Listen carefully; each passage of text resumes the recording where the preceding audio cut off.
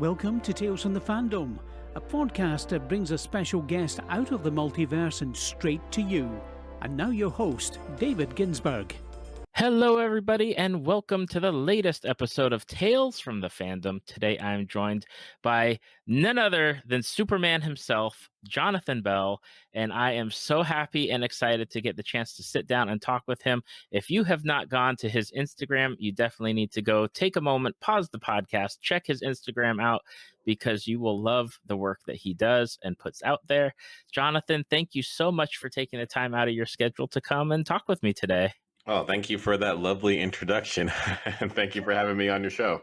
It is absolutely my pleasure. I've been looking forward to this for at least a week or 2 weeks now, ever since I was able to reach out to you and get talking with you. And I have to say, like, that there are always great people who do cosplay, whether it's like the great costumes and the like level of detail, but there's something about your cosplay, especially as Superman, but then in these beautiful locations. I don't know where you live in the world, but the scenery that you have around you is downright stunning. Well, I thank you. Yeah, that actually played a big part into why I chose to do these Superman photos in the first place, was scenery. So I actually moved out to the Pacific Northwest for that reason. Okay, I gotta ask, you moved out just for the scenery, or just for like the pictures, and that was it?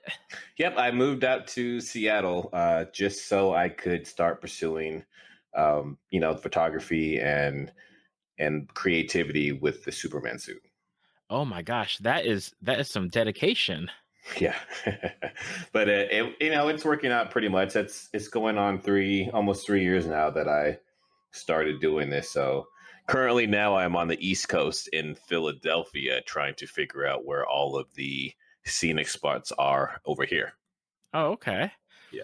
Well, like obviously, we're talking about Superman, and that is your number one with a bullet fandom that you put down. I think on like every question that I asked, that it was like there's definitely a Superman answer on there.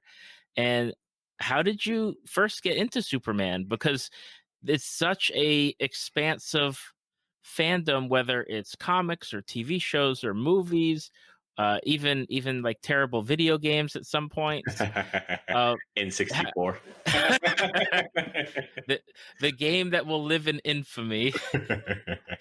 But how did you get into Superman?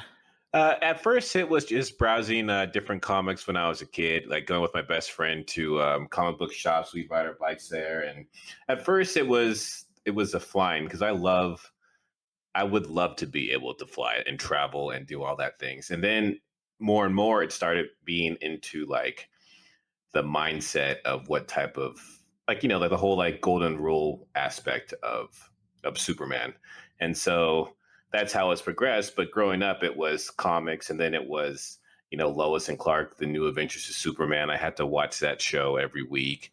And then from there, it was Superman, the animated series, which was a great show, So from that, it went to Smallville, and from Smallville, it just kept going on and on and on. So you cover everything. Yeah, but ironically, I've never seen the Christopher Reeve Superman movie all the way through. Oh my gosh, really? Yeah, 1 through 4. I've never watched them. Wow. Is there a particular reason, just out of curiosity? No, it's just I don't know. Like, at this point, it's not like I'm refusing to watch them. I just haven't. And I think it's because I get, like, you hear on like the internet, and so people are so definitive on who they. I think it's that age-old thing. Like, people think characters or actors are the character, and for me, it's like the character is a character. You know what I mean? Mm-hmm. Oh, so, absolutely. Yeah. So I don't want to just get hung up on who was the best Superman, when in reality, for me, it's like the symbol is Superman. I can definitely, like, I'm good with that. I grew up as like a Marvel person, so I didn't really ever get into DC Comics or Superman or Batman. So a lot of it's foreign to me. I've seen the Superman movie. I think the first one. I've seen Justice League. I saw the Batman versus Superman. So I've got like the background in it. Smallville, Lois and Clark, New Adventures, some of the animated works that they've put out. But Superman to me is like one of those characters where, and in fact, I just saw a discussion on Twitter the other day about how they the person was wondering if they needed to retire some of these characters like Superman, Batman, Wonder Woman, and start establishing like a new core group. And I don't know how I feel about that because Superman is something, especially in the DC universe and especially in pop culture, as like this, like almost like a beacon of light of like what you should be striving for or be ideally attempting to do with your own life in some way. Yeah, I totally agree with you on that. And it's like you can't really, I mean, people could talk about stuff like that, but it's like you can never really get rid of. You can't make a new trio, you know, you can't really make a world's finest. I'm sure you can, but you could, but you can't erase what's already there. You know what I mean? I mean, Mhm. I guess like if DC now is going to stop promoting all things Superman, Batman, and Woman, and from this, like if they were to start tomorrow, or like when the DC fandom comes out and just have totally new characters, everybody that's alive now will surely not let them die. But all the people that are, you know, like my nieces and nephews, and I have another nephew that's going to be born in September. So if that were to happen, hypothetically, he would grow up with something else. I just don't see that happening. And same way with you in Marvel, it's like Spider-Man is like the everyday man, like hero, you know, like, and it still surprises me how people are still constantly arguing about who portrayed him the best in all these Spider-Man movies. I'm like, you folks need to just, you know, like people. But anyway, Oh my goodness. It is definitely something like, and it's one of the things as a like the podcast host, and I always like to ask those questions, and I'm not going to ask you because obviously like the answer is the symbol, and I respect the answer of you know what you gave. I'm always curious to know, as far as Superman goes, the draw, what is the draw for you that keeps you coming back to move states, to wear the costume, represent the shield? Like what is it about that, especially with how ingrained Superman is in pop culture? I think a big part of it is to try to like be inspiring is the most part. So for me, as you know, there's Valzad, there's which is like the Earth 2 version of Superman who is actually black. And there's Calvin Ellis, which is like another, I think that's Earth 23 Superman who's black, but also like the president of the United States is Superman. So for me, one of the main reasons why I am drawn to dressing up like this in a Man of Steel suit is because I love that Man of Steel outfit, and I never really wanted to cosplay Superman in like the Christopher Reeve suit because I just didn't think in my head I knew what type of photos I wanted with the Man of Steel suit. When the teaser came out and it was shown what that suit would look like, I was like, okay, I need to do this because that suit legit looks like a uniform and not like, you know, uh, just like a costume. It looks pretty uniformic. So once I saw that, that's what got the ball rolling for me to want to take photos and everything. But I like my beard. You know, I'm African American. I have my hair up in a man bun, which people despise, obviously, sometimes. But the reason why I keep going forward with this because I want to feel like if I could be comfortable enough to be myself, knowing that people are going to, you know, love it or some people might hate it. And I want to be able to show people that if I could do it, like they can do it too, for the most part, without Mhm. having to change who I am to appease everybody else. And it might not be something as big as you know, cosplay. It could be just something as like makeup or just fashion or just being comfortable in front of a camera or just trying something new. So that's the main thing that draws me also to this. Is just kind of be yourself with what you love to do. Exactly. How many Supermen or Superman? Okay, I guess it's Supermen. How many Supermen are there out in the grand scheme of DC as characters go? Oh, I don't even. There's there's a lot, you know. I don't even know all of them, but I know eventually I would love to get the Superman blue. It's like a Superman. They had Superman red and blue in like the '90s era, I think. I Um, remember that. yeah, and because I do like lightning a lot, so like the Superman blue would be a dope cosplay to do also because I love that too, and it's Superman with lightning. But then there's that, you know, there's the Injustice Superman. Um, there's all these different variations. Even last year in the latest Justice League run, when they like introduced the ultraviolet spectrum for the Green Lantern, they also like had a new different kind of type of Superman where he had like a white suit with gold trim, which is really pretty awesome. So it's kind of hard to say because they're always and even okay. So another perfect example is DC Deceased.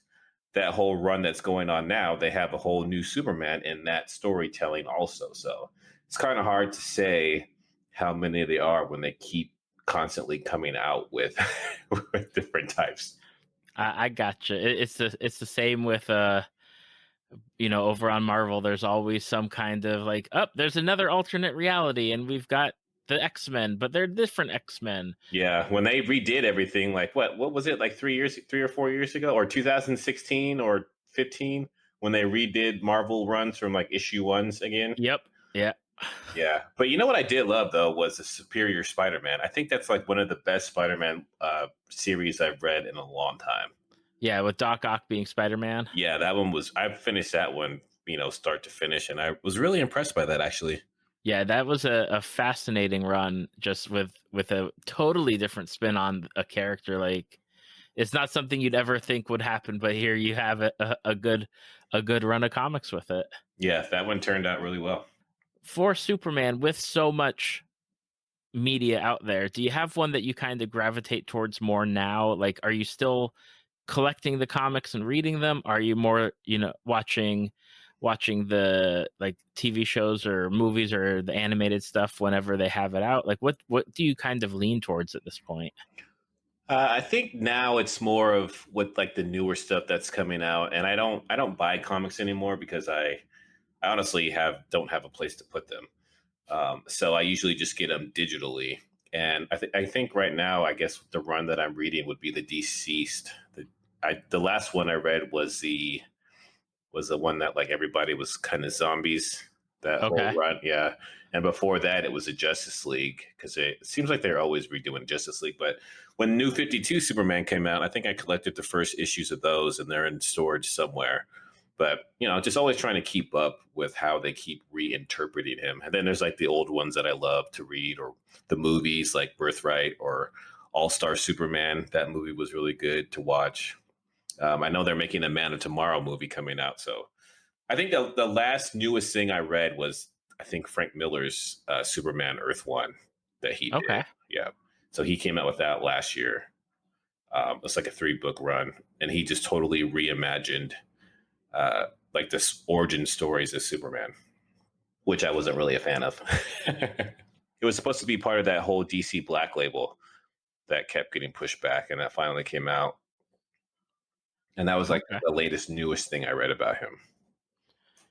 If somebody knew, like me, if somebody was trying to get into Superman, is there a particular story that you would be like, you need to check out this run or this telling of Superman to kind of get like a good representation of, what drew you to the character? Yes, I think one of my favorite graphic novels is Superman Grounded, and in that storyline, he wants to connect with humanity a lot more. So he goes on this walk across the United States to kind of try to associate with the quote unquote everyman, and that is a book I love to give people who are always just like, oh, he's so overpowered and he's so like blah blah blah, and he doesn't have any details and he's just too powerful, you know. So in this run, he literally just walks across the United States and encounters different situations while he's traveling and connecting with people as a human being more often than just being Superman. And that's called Superman Grounded. Awesome. I'll make sure to have a link for that if people are interested in checking that out. Because I do have that opinion at times of with certain characters, it's like Superman just seems, he does seem to me as the outsider looking in, like he's overpowered and he doesn't seem to have, he seems like he's white bread, and it's not like there's no flavor, there's no crunch, there's no, it's just that he's like there to basically be the final boss, if you will, if they need like the heavy hitters to come out, like bring in Superman. Right. But I know from talking with other people about Superman that there is much more to his story, and a lot of different writers like take it in completely different directions, as opposed to just having him be the guy who flies around and punches people or spins the time travels backwards or throws people into the sun or whatnot. Yeah, there's a lot of different artists and storytellers try to make different stories to bring him out of that. He's just a superhero. Try to make him more relatable. Mm-hmm. What would you love to see in the future with Superman? If they came to you and said, you've got some, we will give you carte blanche to do anything you want with the character, what would you love to do or see Superman be involved in, or like any media, or if it's just like comics or a TV show, movies, like where would you take Superman? I'd love to see a Man of Steel 2, actually. For that. that would be one of the first things, is to have a follow up to that movie. But as far as like movies, I mean TV shows go, I think the hardest part is trying to, I guess people don't know how to like write a story about it without him being like that's too powerful. So probably, to answer your question, it'd be nice to see maybe like a limited series of that book grounded in real life, where he is kind of like, walking across America, being a regular person and showing that different side to him in like a, in a, either a animated movie or like a DCU, little limited series or something like that. Okay. That I mean that would be pretty neat to have somebody like walking across, like do this like a 6 or 8 episode kind of thing about him just walking and doing stuff in like the small towns and the people that he encounters, and just be I guess like I don't want to say a normal person, because Superman is totally not normal, but be more like, as you said, more relatable, rather than be this like cosmic being of immense power. Right.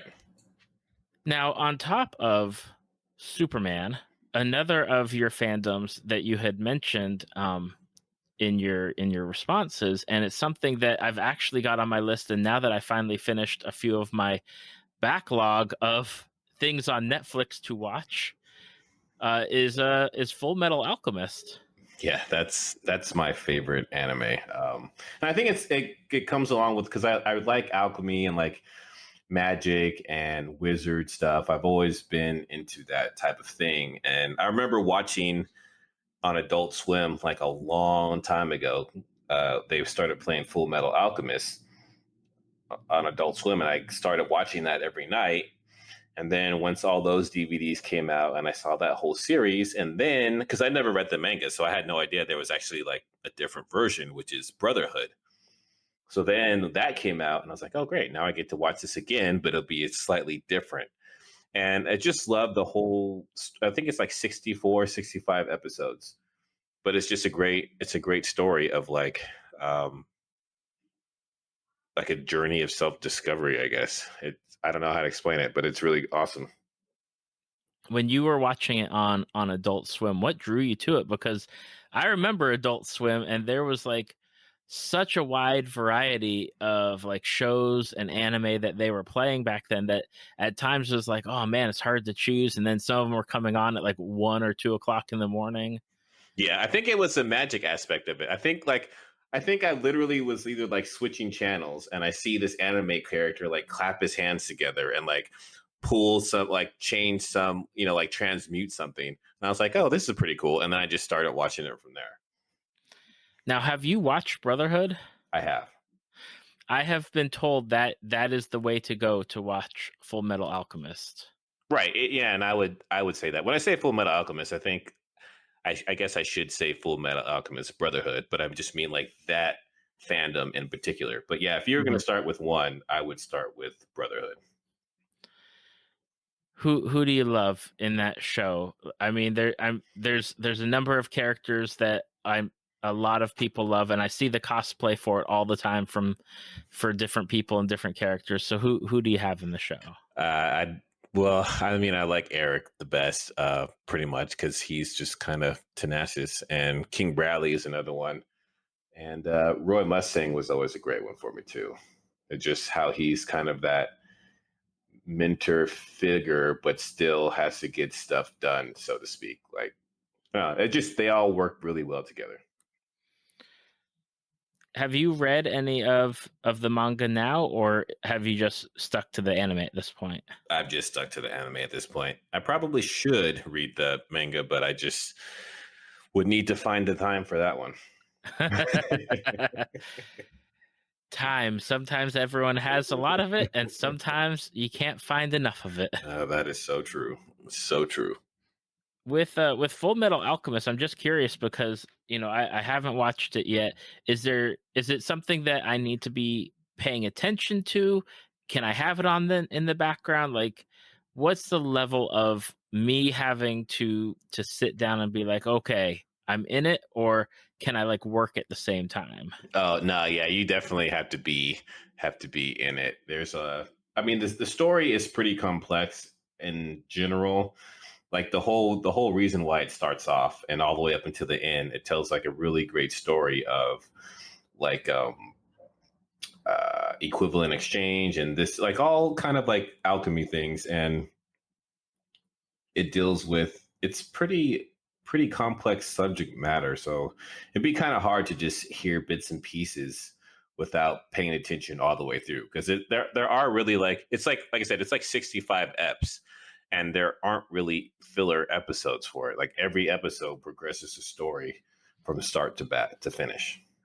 You've made me happy with there aren't filler episodes because I existed in a time with anime of hundreds of filler episodes while they waited for the manga to surpass or to get a backlog before they started working on the show again. And yeah, that was a struggle at times with certain anime. It's like, oh my gosh. Yeah, and I think honestly now I have a bigger, now that you say that and I'm thinking about it, now it just makes me appreciate it more, because the last ones that I started watching kind of religiously was like Attack on Titan. And when that would come out every week and you get a filler episode on that, you're like, damn, like why can't they just like do something important all the time? And or like recently with me, like My Hero Academia.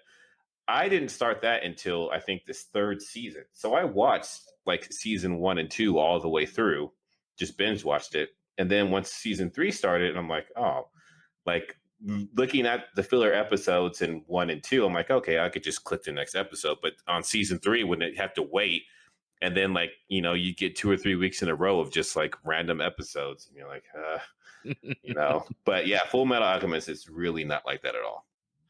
That's awesome. My kids are actually watching My Hero right now. I think they're in the 4th season. I swear they just started like 2 weeks ago. Oh, I believe it. But they just keep watching it.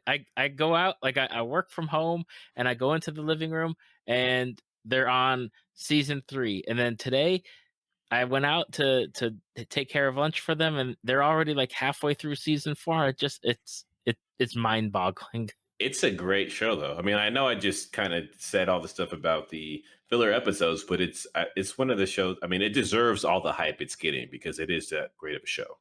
With Full Metal, especially now, like I know back in like the when it was on Adult Swim, it was really like a super hot fandom, and even recently it's been it's been making its way around. It doesn't seem like it's going away or disappearing the way that some of like the anime or manga fandoms are.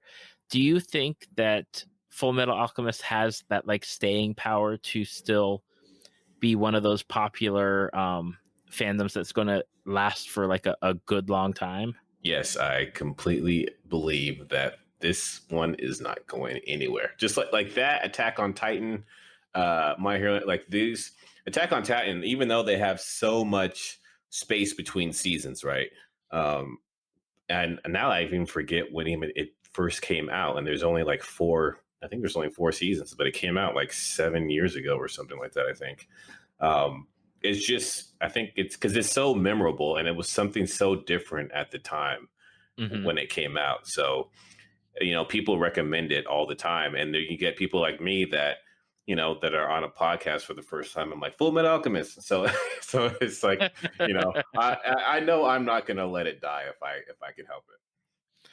It's like one of those. It's one of the shows that I've been recommended like side by side with Cowboy Bebop, which when people talk about that anime series, they're like this set the stage for numerous anime like further down the road, and like whether it's the characters, the music, the story.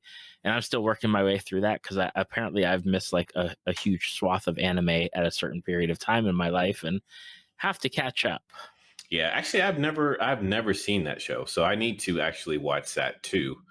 I guess it would be nice to see where a lot of these influence and whatnot come from. I just, Hmm. but it's kind of hard to do that when you have stuff that there's stuff that you should quote unquote watch, and there's stuff that you want to watch. And sometimes the stuff that you should watch just seems kind of like a chore.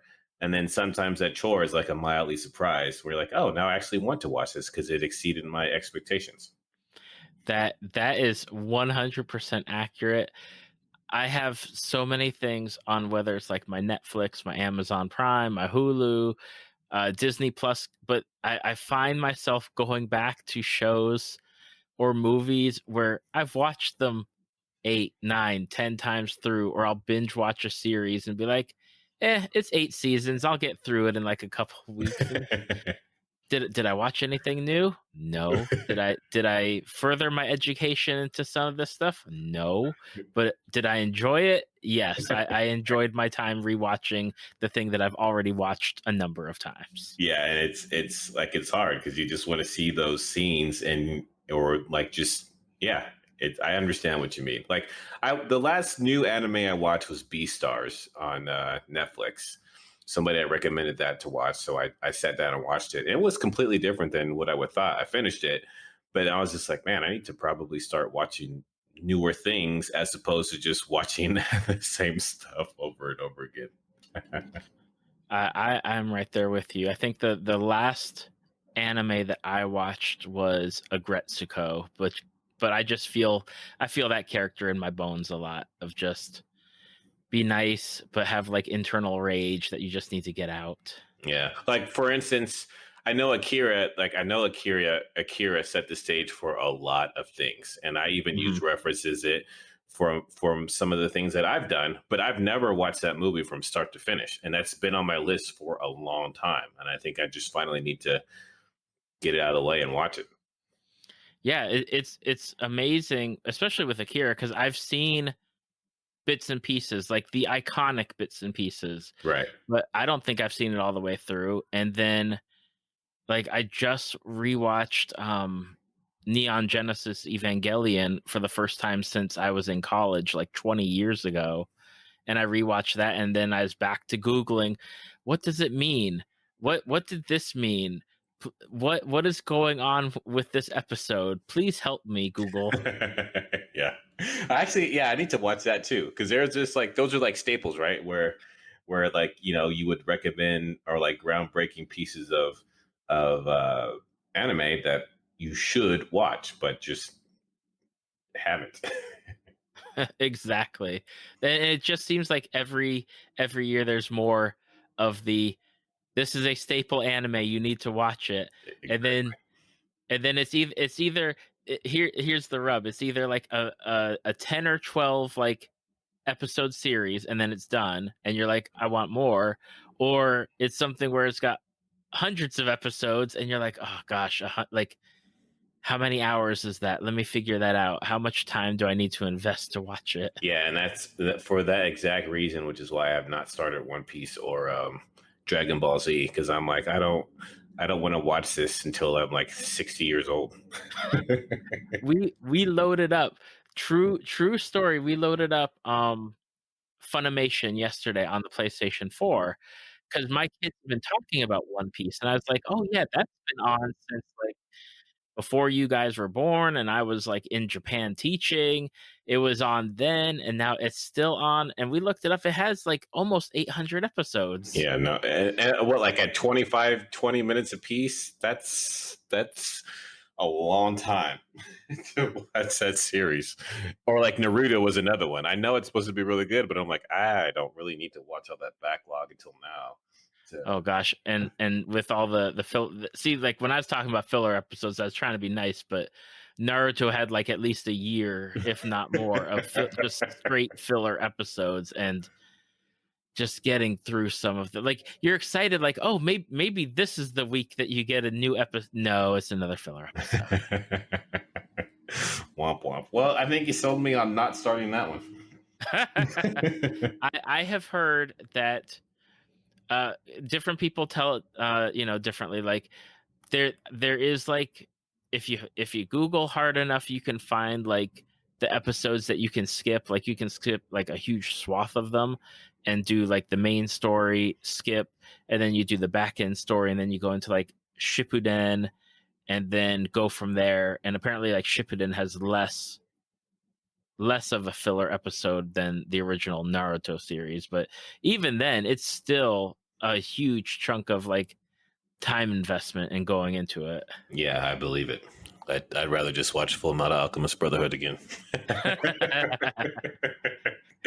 That is on my list. I was looking at my Netflix list earlier. I was like, okay, I can do it. I can really devote my time. I'm going to do it at some point, like this week or next week. At least just watch the pilot and go from there. There you go. I'll have to do that.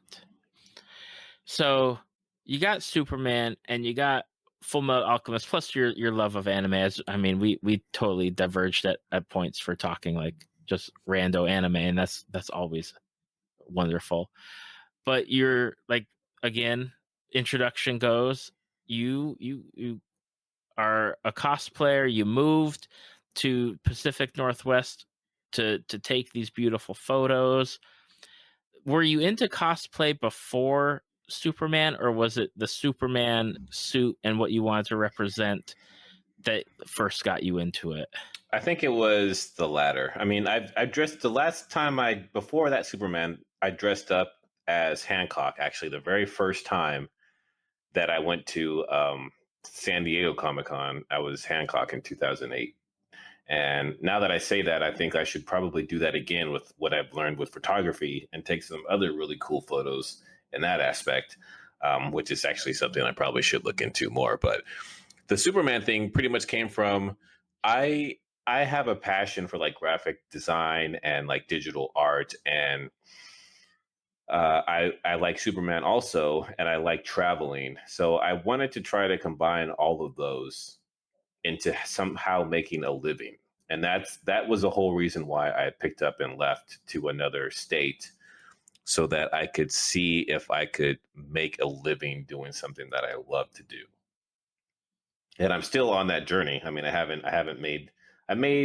had like one thing where I made some money in like the almost 3 years that I've had this suit.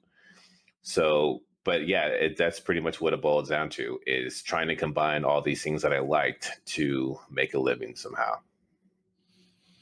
It's definitely something where as me being how old I am and looking back at when I was younger and thinking like, man, it'd be really cool if people could make money doing XYZ. Like, who knew people would make money just playing video games? Right. Who knew people would make money dressing up as characters and doing cosplay, or transitioning like that passion of cosplay and photography into some other like kind of work that relates to it, like especially with graphic design. There's somebody I just saw where he is a cosplayer. He's doing like graphic like digital kind of stuff on Instagram or YouTube, and he got hired by a company because people saw like the awesome work that he did. And it's like it's fascinating to see people now have that ability to transition out of the typical 9 to 5 jobs into a lot more creative jobs, to where you can put your passion into the work that you do and succeed from it. Yeah, and that's one of the driving forces that inspired me to do that, because yeah, in 2000, the end of 2016 is when I made that decision. And at that time, Instagram was just starting to get more into like the influencers, and like the travel photography, all those people that were starting to make like money doing promotions and stuff like that. So that's when I started to see like, hey, maybe I could do all the stuff that I love to do and like somehow make money from it, because the world that we live is changing. All the technology is changing. We don't have like, people don't get just paid anymore from being a big actor or a famous model, or just from like radio and TV ads. Now there's so much different ways to make money, because there's so many more platforms and objects and things for people to look at. So the more and more that companies try to put their product in front of all the different ways that we look at stuff now, like they need people. And so like pretty much, and this is what like had to come to that conclusion, is that we're all pretty much walking ads for the foreseeable future, because they all know that we all have the ability to sell something on to somebody with all of our different social medias. It is something that, starting this podcast, I had to learn how to use Instagram, because one of the first things that I asked myself was, who can I find to talk to me about things, and not just like bump into them randomly, be like, oh, do you like something? Do you want to talk about it? And it's like, cosplayers have Instagram, and they obviously love what they're dressing up as, because there's blood, sweat, and tears in not only making the costume, but photography and editing and posting and being on top of stuff. And like that was one thing where that was a whole new world to me, was downloading Instagram and starting to figure that out. Well, that's awesome that you did that. But imagine the alternative to that is, if you want, like, first of all, 15 years ago, you wouldn't have made a podcast, because that whole thing would just not have existed. You know what I mean? You would have had to like have a MySpace something or other, or like upload, or like seriously like voice record. You would have had to like voice record stuff in person, and to even find those people, you would have had to go to conventions. Yep. Write down a list of people, meet up at like a Starbucks, take out your tape recorder, and make all this stuff, and then figure out like make a website and somehow a way for people to listen to it off of their like desktop computer. Because I don't even think what did the iPhones come out in 2008, the first one? So even that was not 20 or so years ago. And Yeah. but so now it's you have the ability to like, hey, I want to start talking to people all over the world, for the most part, which you can do, and put it on a platform to tell stories that I want to hear. And all you have to do is do it from a device in your hand. So that's like in 2016, like starting to realize like, hey, me growing up thinking I couldn't make money doing this, into where we're going for the future, is pretty much why I decided to at least try. Mm-hmm. Absolutely. And you've done like a huge step that people in your position may not have done, because like you took a like that bold step. And it's something that, even thinking about it, is just, it blows me away of moving for the dedication of producing the work that you want to produce with the suit that you have to put out there to just like, promote and do the work that you are doing. Well, thank you. Yeah, that whole thing came. Okay, so leading up to that point, let me tell you. So Man of Steel came out in like what 2013, I think. So in 2013, I was already living in Oklahoma, Texas area, and I was really trying to find somebody to make that suit for me. I was like, you know what? I need to like. I literally went to like every Joann's Fabrics I could find. Went to like get all the business cards from the seamstresses around. I call a bunch of people, show them photos like, hey, you think I could find the suit? I tried to find people online. Like I couldn't find anything. So I just scrapped the whole idea. Fast forward to 2016, and I almost got into like a really bad car accident. And that's what kind of like jolted me into like, I should probably try to do what I love to do before like I can't anymore. And so that was in November of 2016, I left. And by March, I found somebody on Etsy that made my Superman suit. And then I got the suit and I just started going from there. But yeah, so that was pretty much it for me. It was like, I got stuck into, I guess I mean, I was just in that routine of doing something because it was comfortable. Like, the job I had, it paid a lot of money and, so I just did that. But when I had that near accident scare, it really made me think like, hey, I need to get out of that routine of what I've been doing and try to do at least something that I would love to get paid for. Absolutely. Now, on top of Superman, you do some other cosplays, you do some other characters. I saw Green Lantern, I've seen Doctor Strange. Are there particular characters that you're drawn to do cosplays of? Yeah, so like Doctor Strange I really like because of the whole, sorcerer, magician, wizard type aspect. And I don't think there was like a DC character that I liked enough. And also like Stephen Strange as a character in general, how, it takes him having to get over himself and like focus and study and like try to learn to be the best is something that has drawn me to that character because a lot of stuff that you want might not come easy and you have to work hard towards it. And that's why his character like resonates a lot with me as well. And Green Lantern, that's just the whole willpower aspect is another thing. I mean, I have one of those tattooed on my finger of the Green Lantern symbol. To when I look at my hand, if I'm like, just as a reminder going through hard times to, the whole willpower thing. And I think another costume I would want to do is Shazam because I just like lightning. And so lightning plus magic would be another thing. So I've actually tried to have somebody get like a mock-up version of like if Superman said Shazam, what would his costume look like? But that just hasn't happened yet. Mm-hmm. Are there any characters beyond like say Shazam? Are there characters that you look at and you're like, dang, if I had the time and the resources, I would love to do that character? I don't think there's any new characters I would like to do. I think they're just pretty much all variations of characters that I've done. So like Superman, for instance, I would like to find somebody to make or like commission somebody to make like a Green Lantern Superman suit where, maybe it's like a black cape or a green cape, but like, a black suit with green trim or however it would look with like, the Superman logo in the Green Lantern logo. So I could have like a Green Lantern Superman suit. So that's one.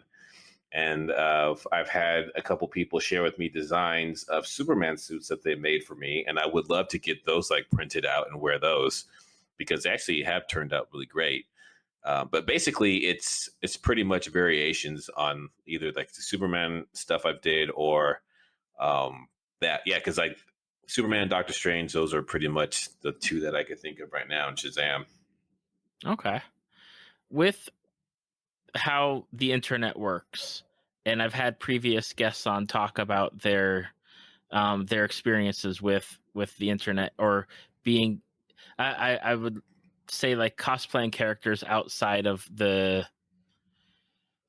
scope of what people normally see. I've had people cosplay Batman or people cosplay like Sailor Moon characters where they're definitely not the representation that people see on the screen, whether it's like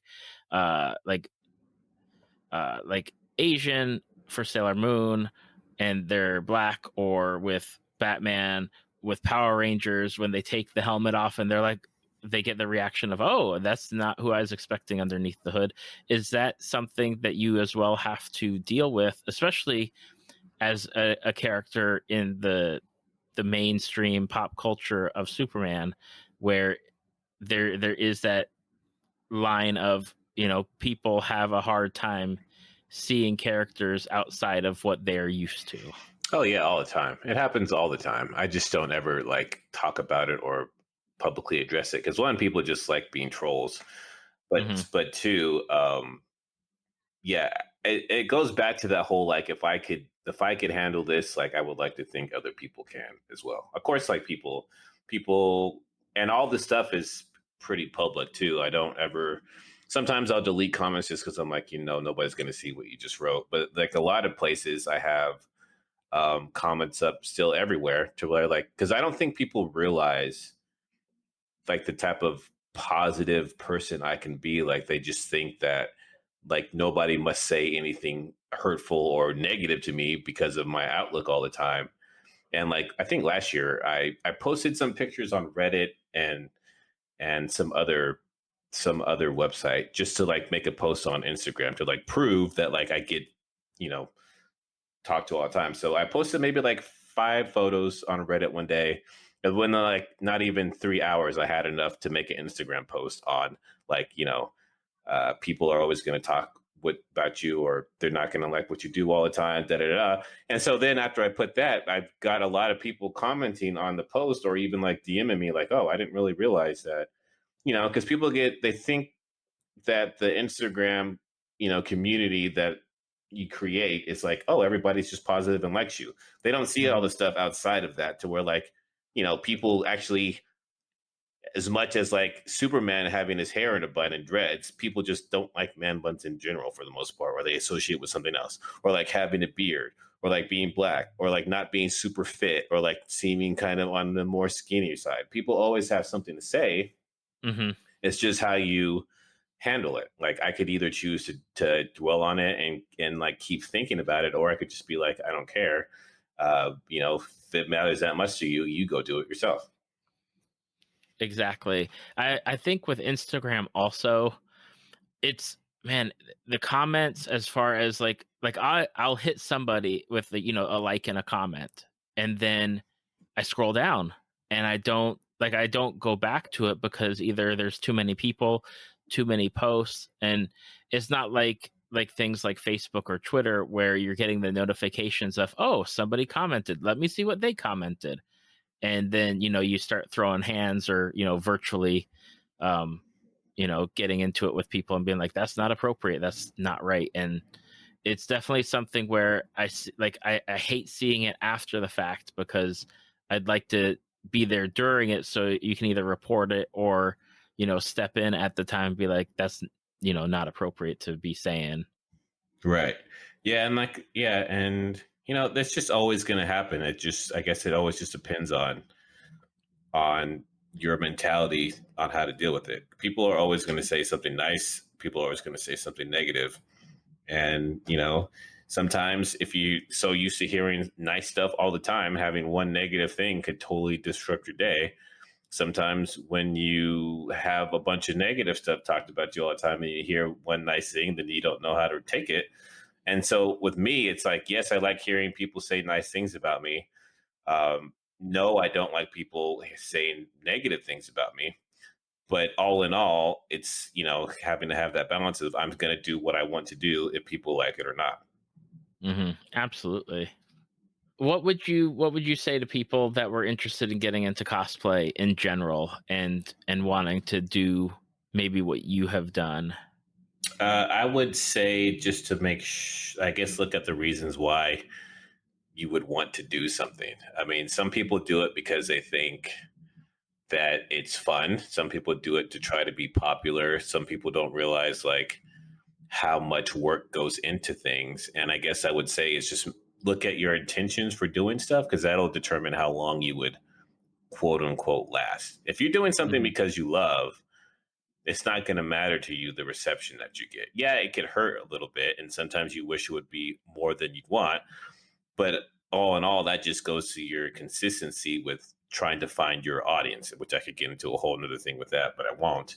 But if you like spend a bunch of time making something that you're truly proud of and you put it online and nobody notices it, and if you want to give up, then it's like, did you do this stuff just to please everybody online, or did you do it for yourself because you love making stuff? And that's where you'd have to see like if you really love something because you love it, or if you're trying to do something to be popular for other people. And if you're trying to do something popular from other people, then it's gonna you're not gonna. It's just gonna be a uphill battle all the time trying to please everybody. I got one last question before we wrap up. And how do you find your locations for your photography? Because there are, as I said at the beginning, and I've said throughout, like there are some stunning photos of you as Superman. Like there's one I'm looking at right now where it's you on a highway or a road, but there's like mist all around you or fog, and it's something where it's just so like it's just stunning. Oh, thank you. I appreciate that. I usually just like I love to drive, so so for me, and I like traveling, right? So I will literally when I moved to Seattle, before I even got my Superman suit, I downloaded all these apps for like different hikes, for like the tides when they come in and out.